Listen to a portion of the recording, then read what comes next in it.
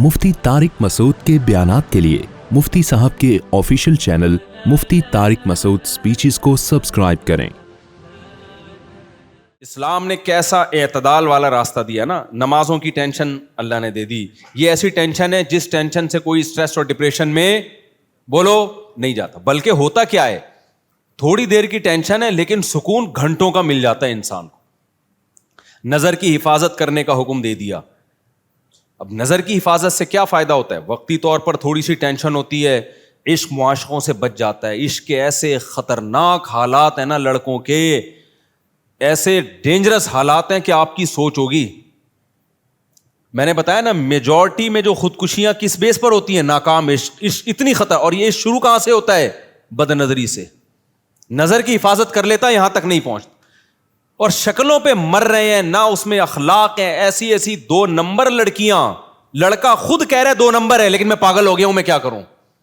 अबे तू ऐसी 2 नंबर से कमबख्त शादी करेगा, कल तेरी औलाद होगी, तुझे हर वक्त वसवसे आते रहेंगे कि पता नहीं कहां जा रही है। नहीं, पागल हो गया हूं मैं। वजह क्या है? गैर महरम से क्या हुए? ये फ्री हुए, नजर की हिफाजत नहीं की। उसका रिजल्ट क्या निकला? क्या अजीब अजीब चीजों पे इश्क हो रहा है और फिर डिप्रेशन में जा रहे हैं, खुदकुशियों की तरफ जा रहे हैं। घर में माँ बाप कह रहे हैं भाई हमें ऐसी औरत को घर में कैसे ला सकते हैं यार। फिर मेरे बयान सुना रहे होते हैं। मैंने कब कहा है कि यार इस तरह की कोई भी उठे मुंह उठा के अब्बा को बोलो, अब्बा थोड़ी बहू बनाएगा उसको। तो ये सारी टेंशनें कहां से शुरू होती हैं? नजर की। तो इस्लाम ने हमें टेंशन, गोरा क्या करता है? गोरा कहता है मैं टेंशन नहीं बर्दाश्त करूंगा, मेरा देखने का दिल चाह रहा है तो मैं देखूंगा। मेरा जब देखने का दिल चाहेगा मैं देखूंगा, मैं टेंशन फ्री। ओ भाई तुझे पता नहीं है, इस टेंशन फ्री लाइफ से तेरी टेंशनें कम नहीं होंगी, तेरी टेंशनें बढ़ जाएंगी। क्योंकि वफा जरूरी थोड़ी है वो भी तुझे पसंद करती हो। आज तेरे पास पैसा है वो आ जाएगी, कल पैसा गया। कितने केसेस आ रहे हैं भाई। हम मेरे तो कभी कभार दिल चाहता है मेरे जितने केस हैं मैं डायरी में लिखना शुरू करूं, फिर पढ़ पढ़ के सुनाऊं आपको, वही इबरत के लिए काफी है। अभी एक केस आया, एक बहुत बड़े आदमी ने शादी की किसी बहुत खूबसूरत लड़की से। बहुत बड़ा आदमी था वो। अब मैं ज्यादा डिटेल में इसलिए नहीं जाता हूं कि आप नेट पे सर्च करके निकाल ना लो कहीं उसको ना। वो बोलेगा भाभी मैंने तो गलत किया, ये मुफ्ती साहब ने मेरा रासपाश कर दिया। लेकिन ये तो होते हैं, बहुत सारे वाकयात होते हैं, आपको क्या पता मैं किसकी बात कर रहा हूं। उसको बड़ा खुश था ना कि देखो पैसे से क्या मिलता है, सब कुछ। मुझे इश्क हुआ, पैसा है। वो बड़ी उम्र का और वो बहुत ही कोई यंग थी। अल्लाह की कुदरत, उस लड़की का फेसबुक पे राब्ता हुआ इससे भी बड़े मालदार से। समझ रहे? दौलत की बेस पे लड़की ने इससे शादी की, फेसबुक पे उसकी दोस्ती हो गई इससे भी बड़े किसी आदमी से। इसको टाटा करके मार्केट से शार्ट। अब ये पैसे लेके क्या कर रहा है? डिप्रेशन में गया हुआ है, घूम रहा है। भाई वजह उसकी है कि जैसे आप टेंशन फ्री जिंदगी गुजारना चाहते हो, आपने दौलत से किसी लड़की को खरीद लिया, तो लड़की भी क्या चाहती है? Tension free. तो टेंशन फ्री में तो यही है, जो अच्छा लगे वहां चले जाओ। क्या ख्याल है भाई?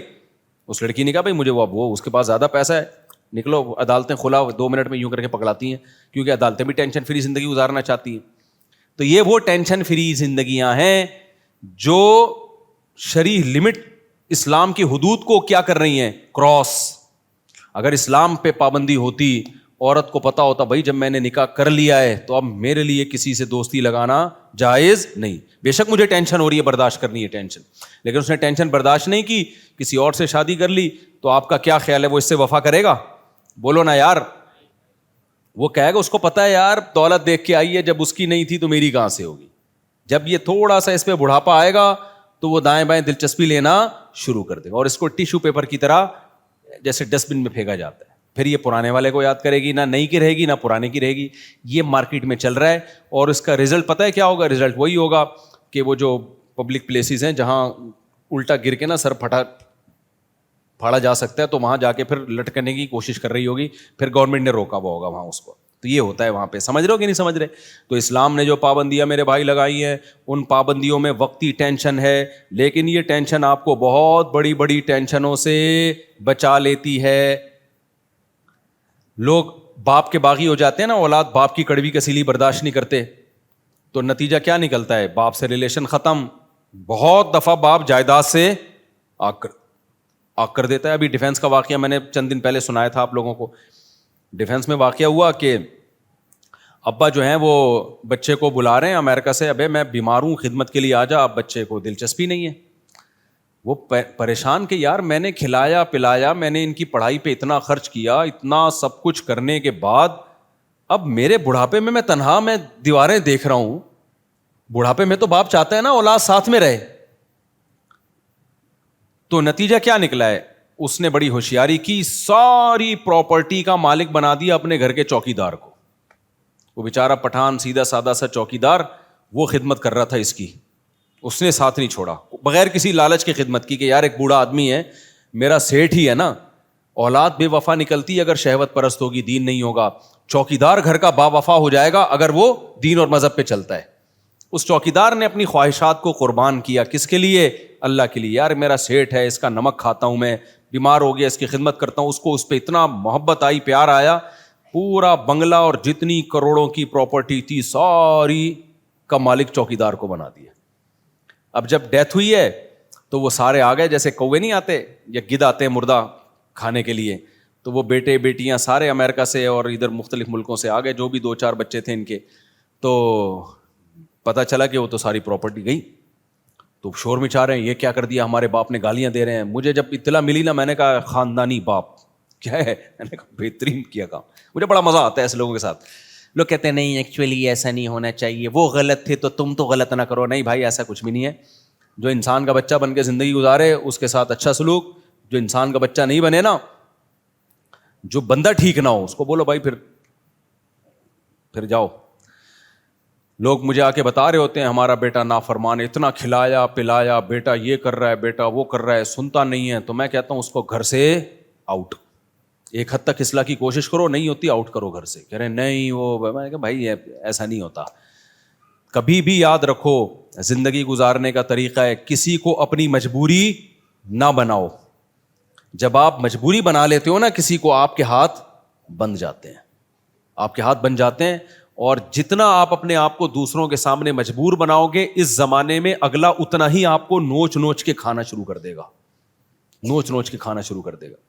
تو یہ ہم صرف فقیر کس کے ہیں؟